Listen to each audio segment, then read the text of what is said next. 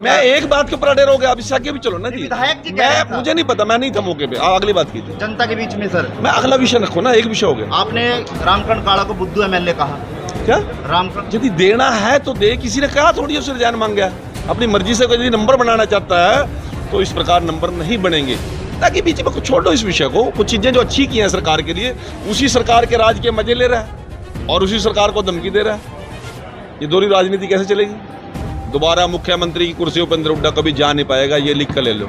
ये है कौन अनुराग डांडा? मैं तो जानता नहीं, फिर जानेंगे बता देंगे उसके बारे में। मैं सुनता ही नहीं, ऐसे ऐसे हमारे टाइम फालतू बात सुनूंगा। कहाँ से बन जाएगा मुख्यमंत्री? उनसे 5 टोटरू लेकर घूम रहा है। मैं कहता हूँ उसके पास 10 मेंबर पार्लियामेंट कैंडिडेट नहीं है।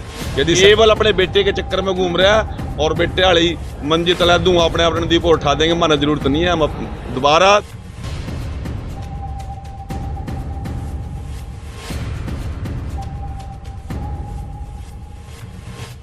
आज भारतीय जनता पार्टी का जो महाजन संपर्क अभियान के तहत कैथल जिला के संयुक्त मोर्चा की आज बैठक यहाँ पर आयोजित की गई थी और मैं बधाई देता हूँ इस आयोजन समिति की सारी टीम को।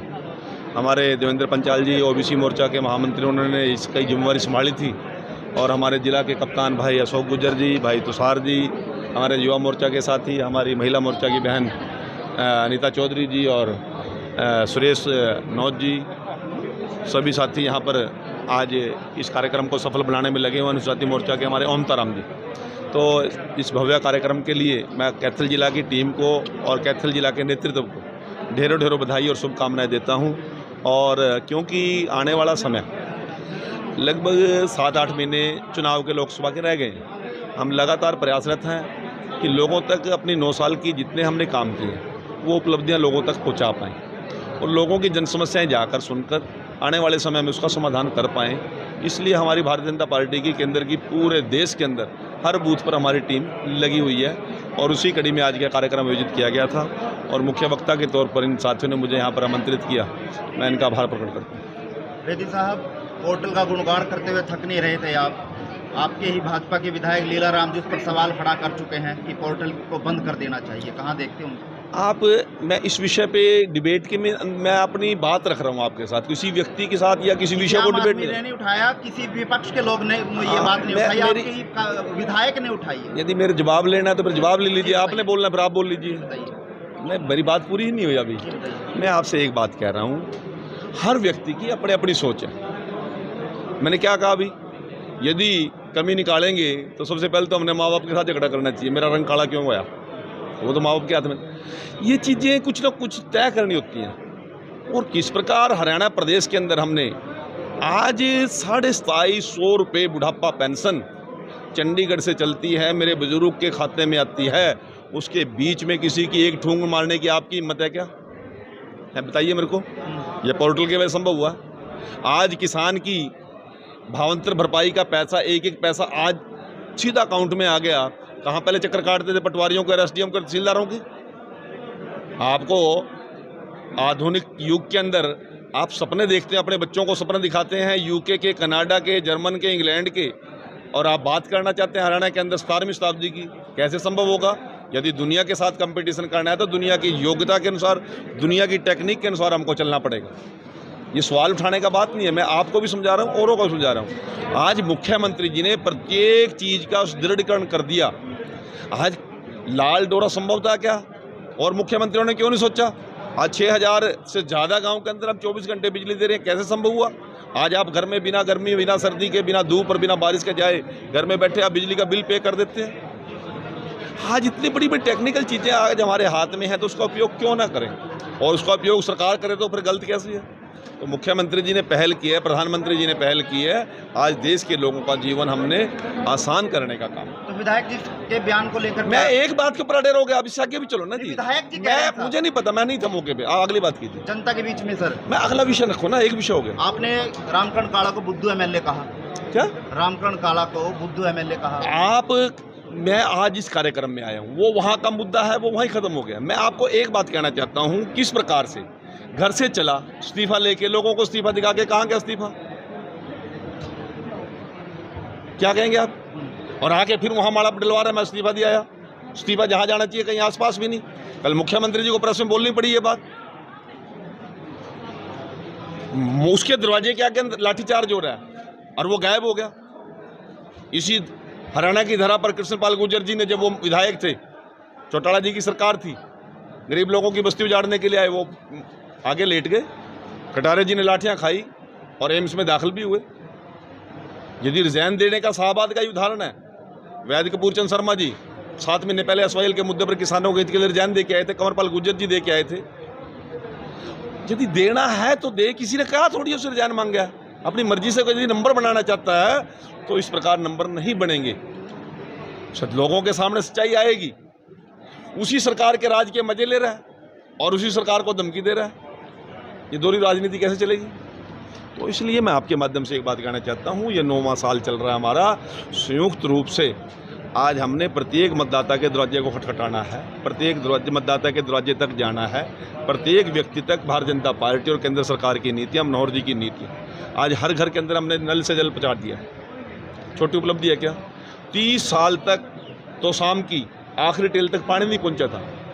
देवीलाल जी की सरकार बनती थी, पानी सरसा चल जाता था। भजन लाल जी की बनती थी, आदमपुर चला जाता था, सरसा का पानी खत्म हो जाता था। बंसीलाल जी की बन जाती थी, सरसा और हिसार का खत्म हो जाता था। हुड्डा जी की बन जाती सारा किलोई और वहाँ चला जाता था। आज मुख्यमंत्री जी ने पहली सरकार ऐसी है, पूरे हरियाणा एक, हरियाणवी एक की तर्ज पर आखिरी टेल तक हरियाणा के प्रदेश के सभी कोनों में पानी पहुँचाने का काम किया या नहीं किया? आपकी आज सरकार बनती थी, कोई तो शाम की धमकी देता था, कोई तेजाखेड़ा की धमकी देता था, कोई किलोई और क्या नाम रोहतक की धमकी देता था। आज कोई करनाल का आदमी मिलता है क्या आपको जो ये कहता हो भी मैं करनाल का आदमी और करनाल का मेरा मुख्यमंत्री है? मुख्यमंत्री जी ने हरियाणा एक, हरियाणवी एक की बात को सिरे लगाने का काम किया। यही परिवारवाद की राजनीति।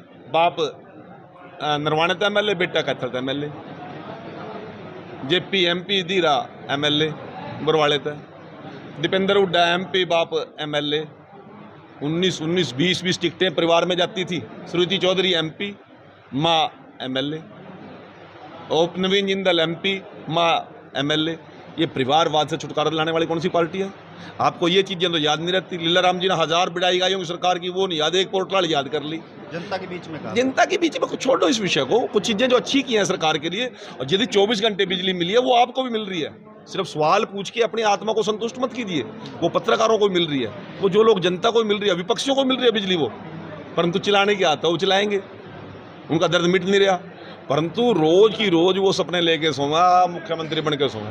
भूपेंद्र सिंह हुड्डा रात ना आँख खुला अपने बिछाने पावा, मुख्यमंत्री के मंजे पे तो मनोहर लाल जी मिलते हैं। हुड्डा साहब तो ये भी कह रहे हैं कि 75 पार का नारा दिया और यमुना पार भेजने का काम दुष्यंत चौटाला जी कह रहे थे, लेकिन यार बन गए और तकरार हो गया। गठबंधन को कहाँ देखते? मैं कोई हुड्डा जी का प्रवक्ता नहीं हूँ, मैं भारतीय जनता पार्टी कार्यकर्ता हूँ। परंतु एक बात मैं कह सकता हूँ, दोबारा मुख्यमंत्री की कुर्सी उपेंद्र हुड्डा कभी जा नहीं पाएगा, ये लिख कर ले लो। क्यों? केवल अपने परिवार और अपने बेटे के अलावा उसको कुछ नजर नहीं आता। आज किरण चौधरी को खत्म करने के चक्कर में घूम रहा है, शैलजा जी को उसने खत्म किया, अशोक तंवर को उसने खत्म किया, रणदीप सुरजेवाले को उसने खत्म किया, कैप्टन अभय सिंह को उसने खत्म किया, इंद्रजीत सिंह को उसने खत्म करने की योजना बनाई, चौधरी धर्मवीर सिंह जी को उसने खत्म करने की योजना बनाई। कहाँ से बन जाएगा मुख्यमंत्री? उनसे 5 टोटरू लेकर घूम रहा है। मैं कहता हूँ उसके पास 10 मेंबर पार्लियामेंट कैंडिडेट नहीं है। यदि शैलजा सरसा से लड़ेगी तो अम्बाड़ा में सरसा का पार्लियामेंट कैंडिडेट नहीं उनके पास। आप जिसने कैथल कुरुक्षेत्र लोकसभा लड़ी थी, कहाँ निर्मल सिंह है कांग्रेस में, आज वो आम आदमी पार्टी में। कैथल कुरुक्षेत्र लोकसभा के लिए मेंबर पार्लियामेंट कैंडिडेट नहीं है, केवल अपने बेटे के चक्कर में घूम रहा है। और बेटे वाली मंजी तला दूँ अपने आप रणदीप को उठा देंगे, माना जरूरत नहीं है। हम दोबारा भी भूपेंद्र हुड्डा सोच भी नहीं पाएगा कभी मुख्यमंत्री बनने के बारे में, ये मैं भविष्यवाणी करके जा रहा हूँ। आम आदमी पार्टी के उपाध्यक्ष हैं अनुराग ढांडा, वो कह रहे हैं कि बीजेपी के जो पन्ना प्रमुख है उनको पन्ने फाड़ने का जो काम है वो आम आदमी पार्टी को मिला है। अच्छा, क्या कौन है अनुराग ढांडा? मैं जानता नहीं, कि जानने योग्य हो जाए उसके बात का जवाब देंगे। हमें तो पता नहीं कौन है अनुराग ढांडा। किसानों पर लाठीचार्ज पता नहीं करेगा वो क्या है, हमने नहीं पता। परंतु भारतीय जनता पार्टी प्रत्येक दरवाजे तक है, प्रत्येक घर तक है भारतीय जनता पार्टी। और उसी पहले उसने इल्जाम लगाए थे मुख्यमंत्री के दफ्तर में बैठने वाले घोटाला कर रहे हैं, महंगी जमीन। ये है कौन अनुराग ढांडा? आम आदमी पार्टी। मैं तो जानता नहीं, फिर जानेंगे बता देंगे उसके बारे में। मैं सुनता नहीं, हम ऐसे हमारे पर टाइम फालतू बात सुनूंगा। किसानों पर लाठीचार्ज जो है सर, उसको लेकर क्या कहना चाहेंगे? मुख्यमंत्री जी ने कल प्रेस कॉन्फ्रेंस की है और उन लोगों को, किसानों की जितनी भी बातें थी सभी को ठीक तरीके से मुख्यमंत्री जी ने कल प्रेस के सामने रख दिया और सभी ने देख भी लिया। मुख्यमंत्री जी की जो शैली है सर जनसंवाद कार्यक्रम में, उसको लेकर क्या कहेंगे सर?